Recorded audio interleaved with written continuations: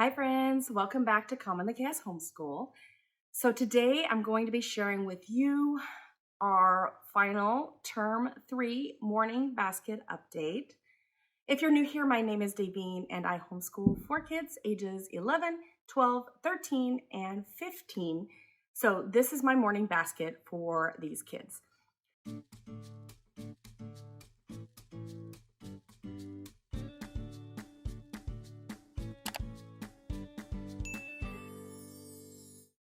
So there are a few things that I consider to be part of my morning basket.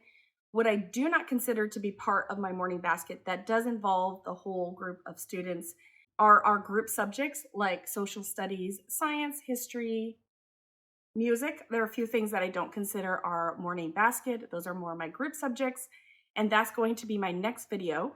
However, morning basket items, I include current events, Bible, our read aloud, and then just a mix of other things that I generally do sort of in a loop. So I'll kind of talk about how often I do each of these components as I go through and tell you what we've been doing for this final term of our morning basket. So the first thing that we do when we join together as a group for our morning basket time is World Watch News. That was a new addition for us this school year. I have had a friend who's been telling us about World Watch News for quite some time now, and she's been talking about how great it is, and I can attest that we have really enjoyed World Watch News. I can tell that it's going to be a part of our morning basket, morning time for quite some time. So it has been a big win for us this year, and I do highly recommend it. It is only 10 minutes long. However, it very easily gets all my kids to gather together. They always enjoy the stories. And not only is there current events, but there's just interesting information that they share throughout the 10 minutes. It's really fast paced and really keeps my kids' attention. And I just feel like we learn so much in that very short 10-minute span. We have really enjoyed it this year. So I just want to let you know about it in case you don't already know about it. So that is the first thing we do when we gather. Then we go into our Bible time. So we've been doing 2 different things during our Bible time. We sort of go back and forth between these 2 things. So in our Sunlight Guide, there's just reading that is assigned. And so we've been reading through the book of Job. So we read 1 chapter of Job, and then we've been singing our memory verse. Our memory verses this year is coming from this. So sing the word, all nations shall worship.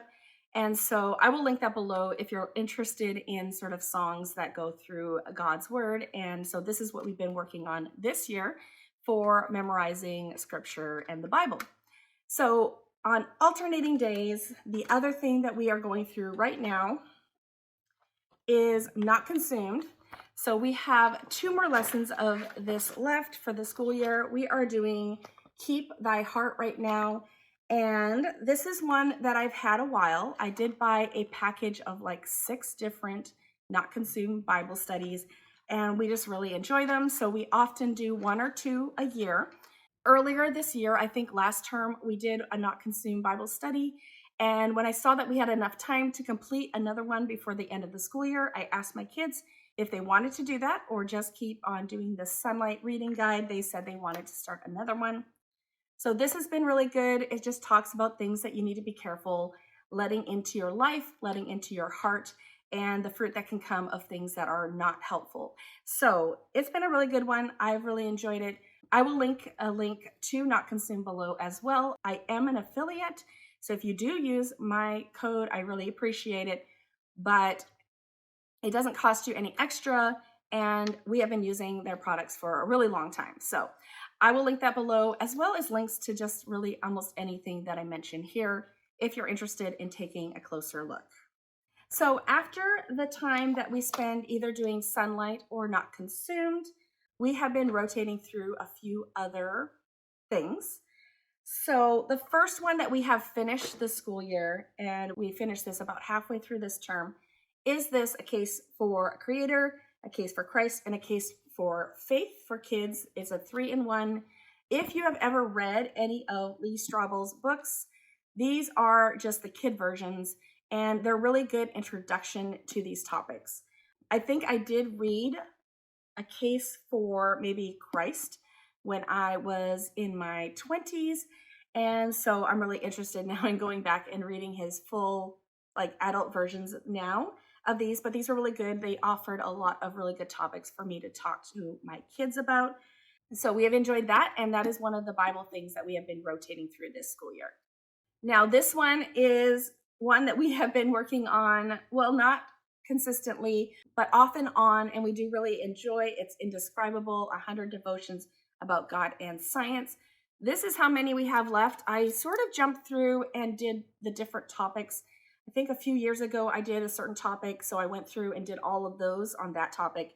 And at this point, we're just trying to finish off the ones that we haven't done yet. I'm probably not going to completely finish this by the end of the school year. We have about 2.5 weeks at this point when I'm making this video, but we have really enjoyed it. And yeah, I think my kids really like it when it is Indescribable Day. Now, a third thing that we have been rotating through a lot this last term is sort of a missionary story. So we started out the term with William Carey, a missionary to India, obliged to go. So we really enjoyed that. Interesting story about one of the first missionaries to India. So from 1761 to 1834. So we enjoyed that one. And right now we are currently studying China in our Sunlight F. So we are reading Hudson Taylor, God's Adventure. This has been really, really, really exciting. I have really enjoyed this. So we usually read a chapter from one of those when we get to the rotation in that. So we kind of rotate through a few different pieces after we do kind of our more specific Bible study. But this is a book that I remember reading as maybe a middle schooler myself. So that's kind of fun to come back and read that to my own kids. So those two have been really good. We really enjoy all of the Christian heroes then and now we've really enjoyed. And then this is just fun to have a slightly different style of writing, but this has been really good, really easy read, just really enjoyable, short chapters. Yeah, we have enjoyed that one a lot. So after what I would consider our Bible time, we move into kind of more the morning basket loop. And so what that means is we usually do one or two of these items and we just kind of rotate through these items. So it probably takes about a week and a half to 2.5 weeks to get to each of these items in the loop. And I'm just going to go in the order that I have things here. The first thing that we actually have finished off is A Child's Introduction to Poetry. We have been doing this maybe a year and a half in our morning basket. So we've really enjoyed it. I highly recommend it. It goes through a lot of different styles of poetry, and then it goes through different poets, and it has a CD, so it'll read the poems to you, and it's just really good. I really, really recommend this one. And so we finished up that for our poetry. And the one that we just started, even though we're almost at the end of our school year, is All the Small Poems and 14 More. This is really a fun poetry book. We've only read it once so far, but the poems are like super short, super easy to read. And so basically I went and picked up a copy to borrow for all my kids and myself so that when we do read this, we can just read everyone can read 2 poems easily, so we can get through 10 poems at a time. So I really think this would be a quick poetry read, but it has really been enjoyable that first time that we did it. So I do recommend this as a poetry book if you have kids that are wanting to read some poetry and then just some simple, easy poetry. Next, I have this card that just reminds me to do our handicraft. We still have been working on bestowing the brush. She keeps updating her course, so there's just a few new videos in there, so we've been doing that. And then I have plans for our last 2 handicraft times. Usually I plan this on a Friday afternoon, maybe every other week. So whenever this pops up, I know that the next Friday afternoon, not afternoon, but the next Friday morning basket, just to reserve it for kind of our art time. So we are going to be doing calligraphy in the next one, and that's going to be, I think tomorrow, we're going to be pulling out calligraphy. It's a set that we got with our Sunlight F.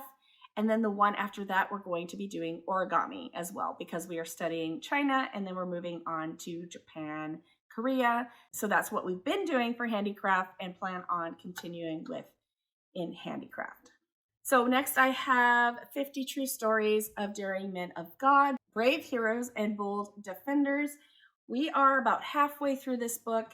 I'm gonna say this has been okay for me. My boys do like it because it is about different men of God and it's just kind of targeted more at them.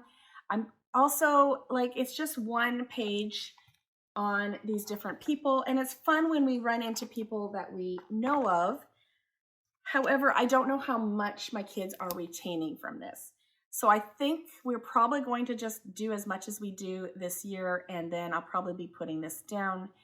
Next year, I am going to be a lot more selective about what I put in my morning basket because we're hoping that my oldest will be in a school twice a week, which will mean that our group and family time is going to be cut down to 3 days a week, which means we'll have a lot less time to do morning basket. So I really want to keep my morning basket a little more curated, let's just say. So in the summer, I usually go through my resources that I have on my shelves, and I kind of think about what are the topics I want to cover in the upcoming school year. And so I will be making a Plan Out My Morning Basket with Me video sometime this summer. Yeah, so stick around for that if you are interested in kind of going through the thought process with me on how I pick what goes in my morning basket. But I'm going to be a little more selective next year, I think. So if you like videos like this, don't forget to give me a like and subscribe if you haven't already, if you want to see that video when that comes out.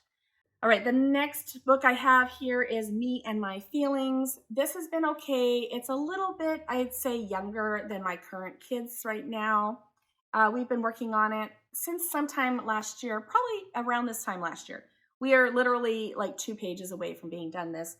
It's okay. It's okay if you want a social emotional book. I do have one that I am enjoying a lot more coming up later in this morning basket. So this is an okay resource, and I would say better for younger kids than my current. We have what, 5th, 6th, 7th, and 8th grader for a little bit younger than that, I would say.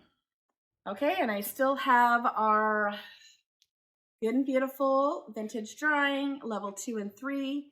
I have all the levels, but I just have my kids do this every so often. I have definitely over the years enjoyed seeing my kids' attention to detail and ability to draw develop. So that's been a really fun thing to see as my kids have been homeschooling, just being able to develop those fine motor skills and just get better at this.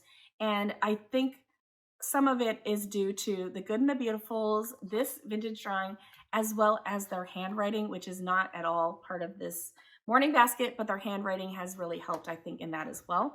So that's something I have enjoyed seeing my kids develop in as we've been going along. Okay, so my next section here is sort of my folk tales, fairy tales section here. So I've gone through a few different resources. I went through Just So Stories. I will link a picture of that above. I've already returned that. Another resource I went through, oh, I also have, I put it on my shelf over there. I'm not going to go get it. It's the Usborne Tales of Brave and Brilliant Girls from Around the World. So we've been reading different tales from different parts of the world as we go through different parts of the world in geography. And right now we're in China. So I read this, A Grain of Rice by Helena Claire Pittman. It's a very short, simple read. So I read it in 1 or 2 sittings, but we enjoyed that one. And then we have Sweet and Sour Tales from China, and this one has been really fun. I've actually really enjoyed these tales. So that we have been going through that as we come to that in our loop. Next, I have the Tuttle Twins Guide to Logical Fallacies. I think I have like 4 of these books. So this one has been an okay for us. I think that my kids aren't always super interested in logic. Basically, it's logic. It goes through different fallacies, talks about the fallacies, gives some examples, gives an example with Ethan and Emily, the twins, and kind of just breaks that down. And it's been okay. I think it's an okay introduction to fallacies. There are quite a few that it covers. And we are about maybe 3/4 of the way through. It's one that I don't know. I'll see if I'll finish this next year before I start something new. I'm not sure. It might be something that I kind of take out of my basket. Maybe, I don't know. I have a hard time not finishing resources unless I really, really hate it. And I don't hate this, it's just probably not our favorite when we come to this one. Okay, so here's a new resource for you. This one I have really enjoyed. It is more in the social, emotional, that sort of mindset, that sort of category. This is something I picked up at Barnes and Noble.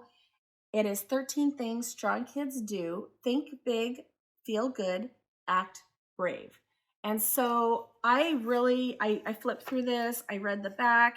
You know, I'm always looking to see if there might be some agenda that I don't agree with in here. I haven't seen anything so far. I am not that far through, but I do think it's a really good mindset book. And I haven't seen anything that I don't agree with.